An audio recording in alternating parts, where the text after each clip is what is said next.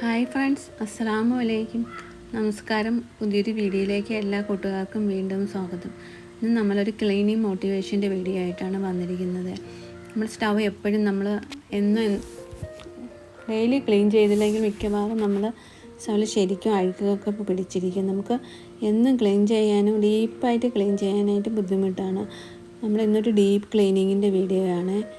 അതാദ്യം തന്നെ നമ്മൾ സ്റ്റൗവിലെ ഇതെല്ലാം ബർണറും എല്ലാം മാറ്റിയതിന് ശേഷം സോഡാ പൊടിയാണ് ഇട്ട് കൊടുക്കുന്നത് കേട്ടോ.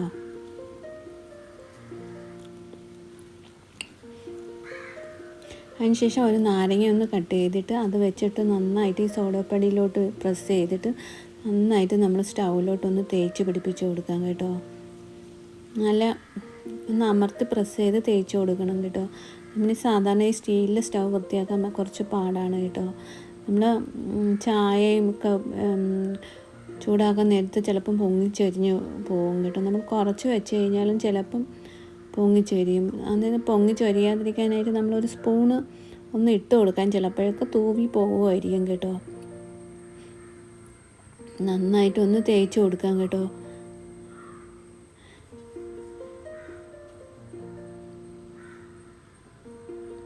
വീഡിയോ കണ്ടുകൊണ്ടിരിക്കുമ്പോൾ വീഡിയോ ഇഷ്ടമാണെങ്കിൽ ഒന്ന് ലൈക്ക് ചെയ്യാനും നിങ്ങളുടെയൊക്കെ അഭിപ്രായങ്ങൾ കമൻറ്റ് ചെയ്യാനും മറന്നു പോകരുത്.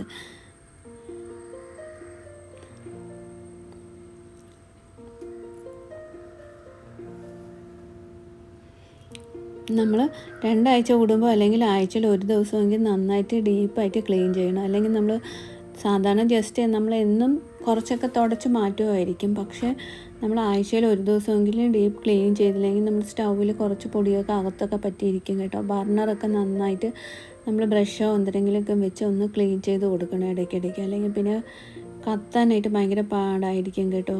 നമ്മൾ സാധാരണ ലാസ്റ്റ് നിമിഷത്തിലാണ് ഇതൊക്കെ ക്ലീൻ ചെയ്യാൻ വേണ്ടി സമയം കണ്ടെത്തുന്നത്, ഒട്ടും കത്താതെ വരുമ്പോഴത്തേക്ക്. പക്ഷെ അത് അങ്ങനെ ചെയ്യുന്ന പിന്നെ അത് നമ്മൾ അത് കഴിഞ്ഞിട്ട് വിം ലിക്വിഡാണ് നമ്മൾ ഒഴിച്ചു കൊടുക്കുന്നത് കേട്ടോ.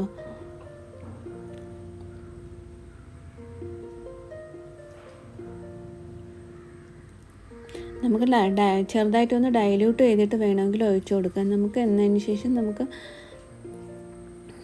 ഒന്ന് ചകിരി വെച്ചോ അല്ലെങ്കിൽ നന്നായിട്ടൊന്ന് ഉരച്ച് തേച്ച് കൊടുക്കാം കേട്ടോ. നമുക്ക് നന്നായിട്ടൊന്ന് സ്ക്രബ്ബർ വെച്ച് നമുക്ക് നന്നായിട്ടൊന്ന് തേച്ച് കൊടുക്കാം.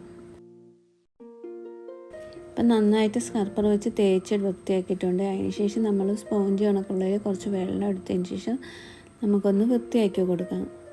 അതിൻ്റെ ഇടയ്ക്കൊക്കെ ഉള്ള ഇതൊക്കെ ഒന്ന് തുടച്ച് വൃത്തിയാക്കി കൊടുക്കാം കേട്ടോ. ഇത് വൃത്തിയാക്കാനായിട്ട് നല്ല ക്ഷമയുള്ളവരെ കൊണ്ടേ പറ്റുള്ളൂ കേട്ടോ. നമ്മൾ പെട്ടെന്ന് വിചാരിച്ചാൽ അത് പെട്ടെന്ന് അങ്ങനെ വൃത്തിയാക്കി കിട്ടാൻ കുറച്ച് പാടായിരിക്കും കേട്ടോ. നമ്മൾ കുറച്ച് ടൈം എടുത്ത് തന്നെ നമ്മൾ സ്റ്റവ് വൃത്തിയാക്കി എടുക്കണം കേട്ടോ. നമ്മളെന്നും കുക്കിംഗ് ഒക്കെ ചെയ്യുന്നതല്ലേ. അപ്പം നമ്മൾ ഇടയ്ക്കൊക്കെ നമ്മൾ സമയം കണ്ടെത്തി തന്നെ ഇതിനെ വൃത്തിയാക്കി എടുക്കണം കേട്ടോ. കുറച്ച് ടൈം എടുത്താലും കുഴപ്പമില്ല. നമ്മൾ ഒരു ബർണറിൽ കുറച്ച് അഴുക്ക് കൂടുതലായിട്ടുണ്ട് കേട്ടോ. നമ്മൾ എപ്പോഴും ഈ കൊച്ചു ബർണറിലാണ് ചായയൊക്കെ വെക്കുന്നത്. മിക്കവാറും തിളച്ച് തൂവിപ്പോകും കേട്ടോ. ചിലപ്പോൾ അങ്ങനെ തുടയ്ക്കാൻ ശ്രദ്ധിക്കത്തുമില്ല കേട്ടോ. അപ്പം പിന്നെ അവിടെ അങ്ങ് കറുത്തിരിക്കും കേട്ടോ. അതിന് ശേഷം നമ്മളെല്ലാം തുടച്ച് വൃത്തിയാക്കി വയ്ക്കുന്നതിന് ശേഷം ഒരു ടവൽ വെച്ചിട്ട് നന്നായിട്ട് ഉണക്ക ടവലായിരിക്കും നല്ലത്. അല്ലെങ്കിൽ ചെറുതായിട്ടൊന്ന് നനഞ്ഞിരുന്നാലും കുഴപ്പമില്ല കേട്ടോ. വെള്ളം കുറഞ്ഞതായിരിക്കണം, അല്ലെങ്കിൽ വെള്ളത്തിൽ മുക്കിയിട്ട് പിഴിഞ്ഞെടുത്താലും മതി കേട്ടോ. എന്നിട്ട് നമുക്ക് നന്നായിട്ടൊന്ന് തുടച്ച് വൃത്തിയാക്കി എടുക്കാം.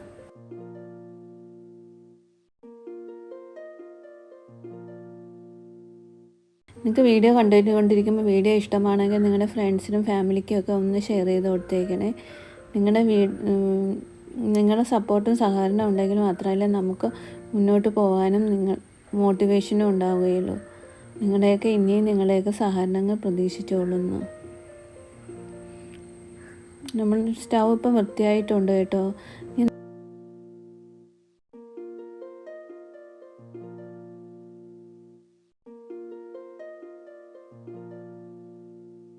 നമ്മൾ പിന്നെ അകത്തുള്ള പൊടികളെല്ലാം ഒരു ബ്രഷ് വെച്ചാണ് നമ്മൾ വൃത്തിയാക്കുന്നത് കേട്ടോ. ഇത് ആമസോണിൽ നിന്ന് വാങ്ങിച്ചതാണ് കേട്ടോ.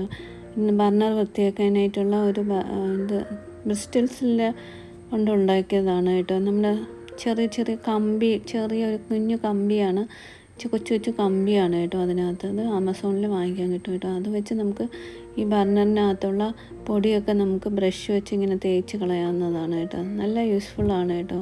ഞാൻ വാങ്ങിച്ചിട്ട് 2 വർഷത്തോളമായി.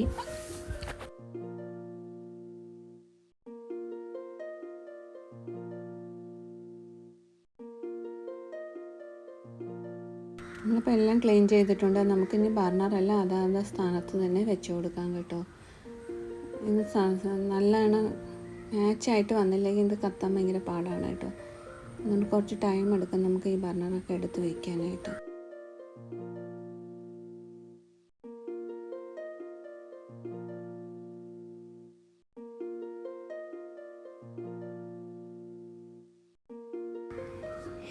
നമ്മുടെ സ്റ്റൗ ഇപ്പോൾ നന്നായി ക്ലീൻ ആയിട്ടുണ്ട് കേട്ടോ. നിങ്ങളും ട്രൈ ചെയ്ത് നോക്കിയിട്ട് നിങ്ങളുടെയൊക്കെ അഭിപ്രായങ്ങൾ നിർദ്ദേശിക്കാൻ മറന്നു പോകരുത്. വീഡിയോ ഇഷ്ടമാണെങ്കിൽ ലൈക്ക്